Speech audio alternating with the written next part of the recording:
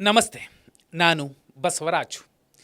ದಾವಣಗೆರೆ ದಕ್ಷಿಣ ವಿಧಾನಸಭಾ ಕ್ಷೇತ್ರಕ್ಕೆ ಉಪಚುನಾವಣೆ ನಡೀತಿದೆ. ಈ ಚುನಾವಣೆ ಬಿ ಜೆ ಪಿಗೆ ದೊಡ್ಡ ಮಟ್ಟದಲ್ಲೇನಾದರೂ ಲಾಭ ತಂದುಕೊಡುತ್ತಾ? ಇಂಥದ್ದೊಂದು ಚರ್ಚೆಗೆ ಪೂರಕವಾದ ಅಂಶಗಳು ಕಾಂಗ್ರೆಸ್ನಲ್ಲಿ ಕಾಣ್ತಿರುವಂಥದ್ದು.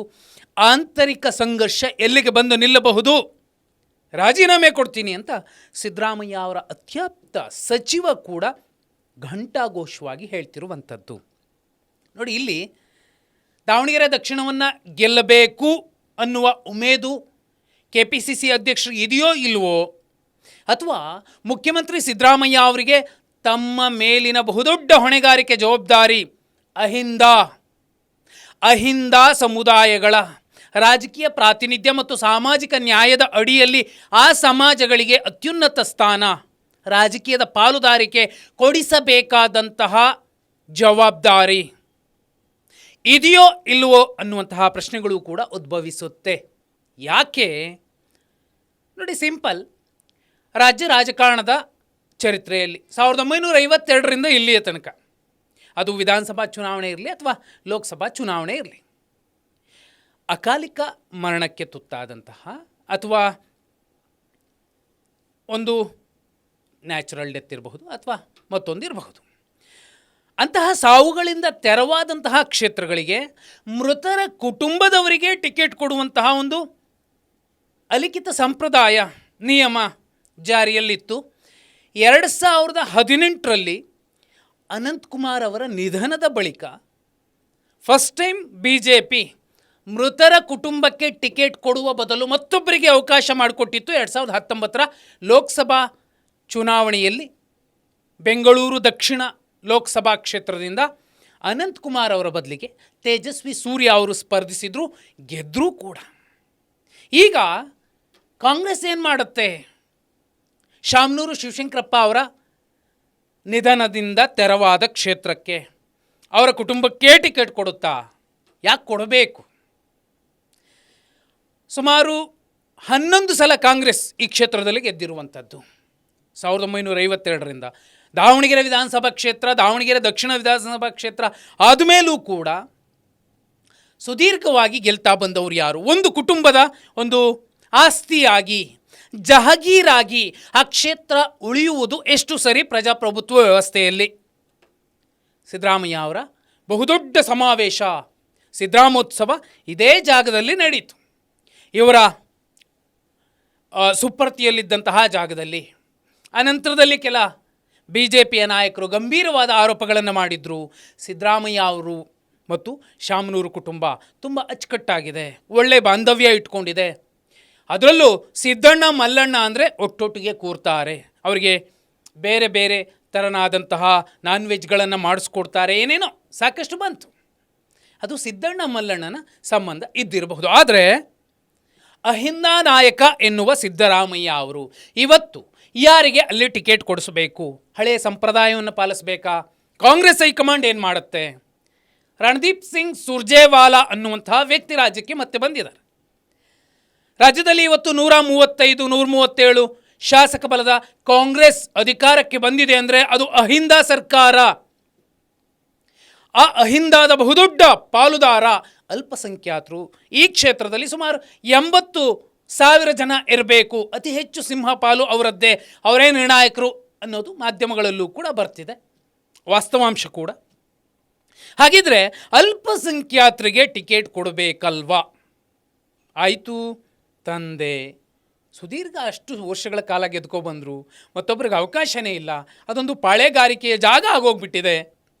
ವಿನಯ್ ಕುಮಾರ್ ಅಂತಹ ವಿನಯವಂತರು ಯಾಕೆ ಆ ಕ್ಷೇತ್ರವನ್ನು ಟಾರ್ಗೆಟ್ ಮಾಡ್ತಿದ್ದಾರೆ ಅಂದರೆ, ಆ ಪಾಳೆಗಾರಿಕೆಯನ್ನು ಪ್ರಜಾಪ್ರಭುತ್ವ ವ್ಯವಸ್ಥೆಯಲ್ಲಿ ಬೇರೆ ಸಮೇತ ಕಿತ್ತು ಬಿಸಾಕಬೇಕು ಅಂತ ಅವರ ನಿರ್ಧಾರ, ಅವರ ಅಚಲ ನಿರ್ಧಾರ ಸರಿ ಇದೆ.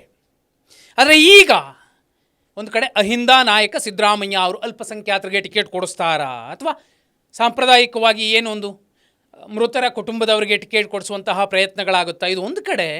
ಇದು ಅವರ ಹೊಣೆಗಾರಿಕೆ ಜವಾಬ್ದಾರಿ ಎಂಥದ್ದು, ಅವರೆಷ್ಟರ ಮಟ್ಟಿಗಿನ ಅಹಿಂದ ನಾಯಕ ಅನ್ನುವಂತಹ ಪ್ರಶ್ನೆಗೆ ಉತ್ತರ ಹುಡುಕಿಕೊಳ್ಳಬಹುದಾದಂತಹ ಸಮಯ ಇದಾಗಿದೆ. ಮತ್ತೊಂದು ಕಡೆ DK ಶಿವಕುಮಾರ್ ಅವರು ರಣದೀಪ್ ಸಿಂಗ್ ಸುರ್ಜೇವಾಲಾ ಅವರು ಇವತ್ತೇನೇನೋ ಮಾತಾಡ್ತಿದ್ದಾರೆ.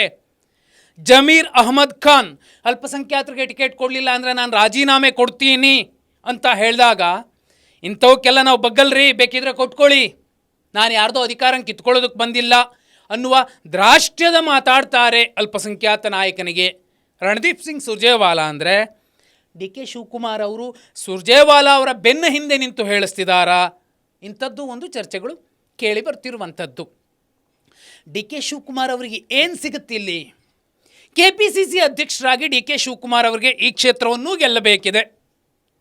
ನೋಡಿ, ಸೋತ್ರೆ ಡಿ ಕೆ ಶಿವಕುಮಾರ್ ಅವರಿಗೆ ಎಷ್ಟು ದೊಡ್ಡ ಅವಮಾನ, ಅಪಮಾನ ಆಗಬಹುದು. ಸಿದ್ದರಾಮಯ್ಯ ಅವ್ರಿಗೂ ಅಂಥದ್ದೇ ಸಮಸ್ಯೆ ಎದುರಾಗುತ್ತೆ. ಒಂದು ವೇಳೆ ಶಾಮನೂರು ಕುಟುಂಬದವರಿಗೆ ಟಿಕೆಟ್ ಕೊಡಿಸಿ ಅಲ್ಪಸಂಖ್ಯಾತರಿಗೆ ಏನಾದ್ರೂ ಅನ್ಯಾಯ ಮಾಡಿದ್ರೆ ಸಿದ್ದರಾಮಯ್ಯ ಅವರ ಅಹಿಂದ ಎಲ್ಲಿ ಅಹಿಂದ ಅಂತ ಪ್ರಶ್ನೆ ಮಾಡಬಹುದು. ಇಲ್ಲಪ್ಪ, ಅಲ್ಪಸಂಖ್ಯಾತರಿಗೆ ಟಿಕೆಟ್ ಕೊಡಿಸ್ತಾರೆ ಅಂದರೆ ಏನಾಗತ್ತೆ? BJPಯ ST ಸಮಾಜದ ಅಭ್ಯರ್ಥಿ ಏನಿದ್ದಾರೆ ಈಗ, ಅವರಿಗೆ ಅವಕಾಶ, ಬಹುದೊಡ್ಡ ಲಾಭ ಆಗಬಹುದು. ಈ ಎಲ್ಲ ಗೊಂದಲಗಳ ಗೋಜಲುಗಳ ಮಧ್ಯೆ ಕೂಡ ಅಲ್ಲಿನ, ಯಾಕಂದರೆ ಹೈಕಮಾಂಡ್ ಈಗ ಹೇಗೆ CM ಕುರ್ಚಿಯ ಕದನ ಆಗ್ತಿದೆಯೋ ಅದೇ ರೀತಿ ವಿಲ ಒದ್ದಾಡ್ತಿದೆ ಒಂದು ದಾವಣಗೆರೆ ದಕ್ಷಿಣ ವಿಧಾನಸಭಾ ಕ್ಷೇತ್ರದ ಅಭ್ಯರ್ಥಿಯ, ಕಾಂಗ್ರೆಸ್ ಅಭ್ಯರ್ಥಿಯ ಆಯ್ಕೆಗೆ ಉಪಚುನಾವಣೆ ಸಂದರ್ಭದಲ್ಲಿ. ನೋಡಿ, ಬಾಗಲಕೋಟೆದು ಸಮಸ್ಯೆ ಆಗಲಿಲ್ಲ. ಸಿದ್ದರಾಮಯ್ಯ ಅವರೇ ಮುಂದೆ ಕೂತರು, ಮೇಟಿ ಕುಟುಂಬದವರನ್ನು ಕೂರಿಸ್ಕೊಂಡ್ರು, ಒಂದು ಹಂತಕ್ಕೆ ಆ ಒಂದು ಗೊಂದಲವನ್ನು ಬಗೆಹರಿಸಿದ್ದಾರೆ. ಈಗ ಈ ಕೆಲಸವನ್ನು, ದಾವಣಗೆರೆ ದಕ್ಷಿಣದ ಕೆಲಸವನ್ನು ಯಾರು ಬಗೆಹರಿಸಬೇಕಿತ್ತು? ಶಾಸಕಾಂಗ ಪಕ್ಷದ ನಾಯಕರು, KPCC ಅಧ್ಯಕ್ಷರು, ಹೈಕಮಾಂಡ್ನಿಂದ ಒಬ್ಬ ದೂತ ಬರ್ತಾರೆ, ಅದು ರಾಜ್ಯ ಉಸ್ತುವಾರಿ ರಣದೀಪ್ ಸಿಂಗ್ ಸುರ್ಜೇವಾಲಾ. ಅಂದರೆ ದಾವಣಗೆರೆ ದಕ್ಷಿಣ ಕ್ಷೇತ್ರ ಮುಸ್ಲಿಮರ ಪ್ರಾಬಲ್ಯ ಇರುವಂತಹ ಕ್ಷೇತ್ರ, ಯಾರನ್ನು ಆಯ್ಕೆ ಮಾಡಬಹುದು? ನೋಡಿ, ಇಲ್ಲಿ ಶಾಮನೂರು ಶಿವಶಂಕರಪ್ಪ ಅವರ ವಿಚಾರ ತಗೊಂಡ್ರೆ, ಹೌದು, ಅದೊಂದು ಜಹಾಗೀರಾಗೋಗಿತ್ತು. ಸಾಕಷ್ಟು ಒಂದು ಸಮಾಜವನ್ನು ಹೊರತುಪಡಿಸಿದ ಇನ್ನುಳಿದ ಸಮಾಜದವರಿಗೆ ಅಲ್ಲಿ ದೊಡ್ಡ ಮಟ್ಟದ ಸ್ವಾತಂತ್ರ್ಯ ಇರಲಿಲ್ಲ ಅನ್ನುವಂತಹ ಮಾತುಗಳು ಕೂಡ ಆ ಕ್ಷೇತ್ರದಲ್ಲಿ ಓಡಾಡಿದ್ರೆ ಕೇಳಿಸುತ್ತೆ, ಕಿವಿಗೂ ಕೂಡ ಬೀಳುತ್ತೆ. ಯಾಕಂದರೆ ಇಲ್ಲಿ ನೋಡಿ, ಈಗ BJP ಕೂಡ ತುಂಬ ಒಳ್ಳೆಯ ರೀತಿಯಲ್ಲಿ ST ಸಮಾಜದ, ಅದು ST ಮೋರ್ಚಾದ ಉಪಾಧ್ಯಕ್ಷ ಶ್ರೀನಿವಾಸ್ ದಾಸಕರಿಯಪ್ಪ ಅವರಿಗೆ ಟಿಕೆಟ್ ಕೊಟ್ಟಿದೆ. ನಿಜಕ್ಕೂ ಇದು ಒಳ್ಳೆಯ ನಡೆ. ಒಂದು ವೇಳೆ ಕಾಂಗ್ರೆಸ್ ನಿಜಕ್ಕೂ ಮಾಡಬೇಕಾಗಿದ್ದರೆ ಏನು ಮಾಡಬಹುದು? ಅಲ್ಪಸಂಖ್ಯಾತರಿಗೆ ಅಥವಾ ಹಿಂದುಳಿದವರಿಗೆ ಟಿಕೆಟ್ ಕೊಡಬೇಕಿದೆ. ಈಗ ಒತ್ತಡದ ತಂತ್ರವನ್ನು ಕಾಂಗ್ರೆಸ್ನ ಕೆಲ ನಾಯಕರು ಹಾಕ್ತಿದ್ದಾರೆ, ನಿಜ. ಆದರೆ ಹೈಕಮಾಂಡ್ ಏನು ಮಾಡುತ್ತೆ? ಅದೇ ಹಳೆಯ ಸಂಪ್ರದಾಯದ ರೀತಿಯಲ್ಲಿ ಮೃತರ ಕುಟುಂಬಕ್ಕೆ ಟಿಕೆಟ್ ಕೊಡುತ್ತೆ ಅನ್ನೋದಾದರೆ ಮುಸಲ್ಮಾನ ಸಮಾಜ ಯಾವ ರೀತಿಯ ನಿರ್ಧಾರ ತಗೋಬಹುದು? ನೋಡಿ, ಒಂದು ವೇಳೆ ಈ ಸಲ ಇಲ್ಲಪ್ಪ ಶಾಮನೂರು ಕುಟುಂಬಕ್ಕೆ ಟಿಕೆಟ್ ಕೊಡ್ತೀವಿ ಅಂದರೆ ನೋ ಡೌಟ್ ಕಾಂಗ್ರೆಸ್ ಬಹುದೊಡ್ಡ ಹೊಡೆತ ತಿನ್ನತ್ತೆ. ಇದು ಎರಡು ರೀತಿಯಲ್ಲಿ ನಾವು ಲೆಕ್ಕಾಚಾರ ಹಾಕೋಬಹುದು. ಡಿ ಕೆ ಶಿವಕುಮಾರ್ ಅವರು ತಮ್ಮ ರಾಜಕೀಯ ಮಾರ್ಗದರ್ಶಕರು, ದೆಹಲಿಯ ಮಾರ್ಗದರ್ಶಕರಾಗಿ ಏನು ರಣದೀಪ್ ಸಿಂಗ್ ಸುರ್ಜೇವಾಲಾ ಅವರಿದ್ದಾರೆ, ಅವರ ಮೂಲಕ ಉರುಳಿಸಿದ ದಾಳಕ್ಕೆ ಸಿದ್ದರಾಮಯ್ಯ ಅವರ ಅಹಿಂದ ಪರೀಕ್ಷೆ, ಸೋಲು ಗೆಲುವು ಗೊತ್ತಾಗತ್ತೆ ಅಂತಲೇ ಲೆಕ್ಕ ಹಾಕೋಣ. ಈಗ ಅಲ್ಪಸಂಖ್ಯಾತರಿಗೆ ಟಿಕೆಟ್ ಕೊಡಲಿಲ್ಲ, ಶಾಮನೂರು ಕುಟುಂಬ ತಮ್ಮ ಕಪಿಮುಷ್ಟಿಯಲ್ಲಿದ್ದಂತಹ ಕ್ಷೇತ್ರವನ್ನು ಕಳ್ಕೊಳ್ಳುತ್ತೆ. 2028ಕ್ಕೆ ನೋ ಡೌಟ್ ಕಾಂಗ್ರೆಸ್ಗೆ ಬಹುದೊಡ್ಡ ಅವಕಾಶ ಸಿಗುತ್ತೆ. ಅದು ಶಾಮನೂರು ಕುಟುಂಬೇತರರು ಯಾರಾದರೂ ಅಲ್ಲಿ ಸ್ಪರ್ಧಿಸಿದ್ರೆ ಅವರಿಗೆ ಅವಕಾಶ ಸಿಗುತ್ತೆ ಕಾಂಗ್ರೆಸ್ನಿಂದ. ಯಾರಿಗೆ ಲಾಭ ಆಗುತ್ತೆ? ಮತ್ತು ಅಹಿಂದ ತತ್ವದಡಿಯಲ್ಲೇ ಅವರು ಗೆಲ್ಲಬೇಕಾಗತ್ತೆ. ಯಾಕೆ ನೋಡಿ, ಇಲ್ಲಿನ ಜಾತಿಗಣತಿಯನ್ನು ಲೆಕ್ಕ ನೋಡಿದ್ರೆ ಸುಮಾರು 2.5 ಲಕ್ಷ ಮತದಾರರಿದ್ದಾರೆ. ಅದರಲ್ಲಿ ಮುಸ್ಲಿಮರು ಸುಮಾರು 70ರಿಂದ 80,000, 90 ತನಕ ಇದೆ ಅಂತ ಕೆಲವರು ಮಾತಾಡ್ಕೋತಾರೆ. ಲಿಂಗಾಯತರು 40,000, ST ಸಮಾಜ ಕೂಡ ಸರಿಸುಮಾರು 40,000. ಇದಲ್ಲದೆ ಕುರುಬ ಸಮಾಜದ ಸುಮಾರು 35,000 ಮತಗಳು. ಇನ್ನುಳಿದಂತೆ SC ಸಮಾಜದ್ದು ಕೂಡ ಒಂದು 30,000 ಮತ. ಇದಲ್ಲದೆ ಅತಿ ಹಿಂದುಳಿದವರು, ಅದು ಉಪ್ಪಾರ ಇರಬಹುದು, ಈಡಿಗ ಇರಬಹುದು, ಈ ಎಲ್ಲವೂ ಸೇರಿ ಸುಮಾರು 30,000 ಮತಗಳಿದ್ದಾವೆ. ಅಹಿಂದ ಮತಗಳು ಕಟ್ಟು ಕದಲದೆ ಕಾಂಗ್ರೆಸ್ಗೆ ಬೀಳಬೇಕು ಅಂದರೆ ಅಲ್ಪಸಂಖ್ಯಾತರಿಗೆ ಅಥವಾ ಹಿಂದುಳಿದವರಿಗೆ ಟಿಕೆಟ್ ಕೊಡಬೇಕು. ನೋಡಿ, ಆ ಭಾಗದಲ್ಲಿ ಸದ್ಯದ ಮಟ್ಟಿಗೆ ಒಂದು ಆಶಾಕಿರಣದ ರೀತಿಯಲ್ಲಿ ಕಾಂಗ್ರೆಸ್ಗೂ ಕೂಡ ಆತಂಕ ತರಿಸುವ ರೀತಿಯಲ್ಲಿ ಒಬ್ಬ ಯುವಕ, ಅದು ವಿನಯ್ ಕುಮಾರ್, ಅವ್ರು ಹೇಳಿದ್ರು ತುಂಬ ಸ್ಪಷ್ಟವಾಗಿ, ಅಲ್ಪಸಂಖ್ಯಾತರಿಗೆ ಟಿಕೆಟ್ ಕೊಡೋದಾದರೆ ನಾನು ಸ್ಪರ್ಧೆ ಮಾಡೋದಿಲ್ಲ, ಒಂದು ವೇಳೆ ಅದೇ ಕುಟುಂಬಕ್ಕೆ ಕೊಟ್ಟರೆ ಪಕ್ಷೇತರವಾಗಿ ನಿಲ್ತೀನಿ ಅಂತ. ನಿಂತರೂ ಕೂಡ ಕಾಂಗ್ರೆಸ್ಗೆ ಗ್ಲಾಸ್ ಆಗುತ್ತೆ, ಬಿ ಜೆ ಪಿಗೆ ದೊಡ್ಡ ಲಾಭ ಆಗುತ್ತಾ? ಮುಸಲ್ಮಾನರಿಗೆ ನಿಜಕ್ಕೂ ಈ ಚುನಾವಣೆಯಲ್ಲಿ ಟಿಕೆಟ್ ಕೊಡದೆ ಹೋದರೆ ಸುಲಭವಾಗಿ, ಇವರೇನೋ ದೊಡ್ಡ ಲೆಕ್ಕ ಇಟ್ಕೊಂಡಿದ್ದಾರಲ್ಲ, ಆ ಲೆಕ್ಕ ಪಕ್ಕ ಆಗೋದಿಲ್ಲ. ಇದಕ್ಕಿಂತಲೂ ಮುಖ್ಯ ಏನಂದರೆ, ಇಲ್ಲ ಪಕ್ಷೇತರರು ಅತಿ ಹೆಚ್ಚು ಮಂದಿ ಸ್ಪರ್ಧೆ ಮಾಡಿದ್ರೆ, ಮುಸಲ್ಮಾನ ಸಮುದಾಯದಿಂದ ಯಾರೋ ಹೆಣ್ಮಗಳು ಸ್ಪರ್ಧೆ ಮಾಡ್ತಿದ್ದಾರೆ, ಅವರಲ್ಲದೆ ಇನ್ನೂ ಕೆಲವರೇನಾದರೂ ಸ್ಪರ್ಧೆ ಮಾಡಿದ್ರೆ ಚಿತ್ರಾನ್ನ ಆಗಬಹುದು. ಓಟ್ ಹೇಗೆ ಡಿವೈಡ್ ಆಗುತ್ತೆ ಅದ್ರ ಮೇಲೆ ಗೆಲುವು ನಿರ್ಧಾರ ಆಗತ್ತೆ. ಇದೇನೇ ಇರಲಿ, ಸಿದ್ದಣ್ಣ ಮತ್ತು ಮಲ್ಲಣ್ಣ ಕಾಸ ಅನ್ನುವ ಚರ್ಚೆಗಳೇನಿದ್ದಾವೆ, ಅದರ ಮಧ್ಯೆ ಅಹಿಂದ ನಾಯಕ ಸಿದ್ದರಾಮಯ್ಯ ಅವರ ಆಯ್ಕೆ ಯಾವುದಾಗಿರುತ್ತೆ, ಯಾರನ್ನ ಇಲ್ಲಿ ಹುರಿಯಾಳಾಗಿ ನೇಮಕ ಮಾಡ್ತಾರೆ, ಆಯ್ಕೆ ಮಾಡ್ತಾರೆ, ನಂದೇನೂ ಇಲ್ಲಪ್ಪ ಹೈಕಮಾಂಡ್ ಕೊಟ್ಟಿದ್ದೀವಿ ಅಂತ ಹೇಳಬಹುದು.